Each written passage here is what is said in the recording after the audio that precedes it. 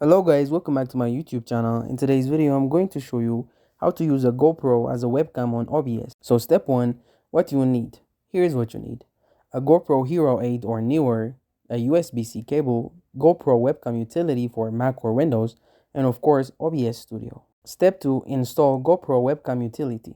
Go to gopro.com/webcam, download and install the webcam utility for your operating system. Once installed, you will see the GoPro icon in your taskbar or top bar.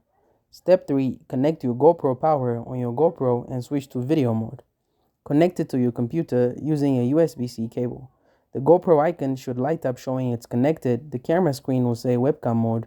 Step 4. Add GoPro to OBS. Open OBS Studio.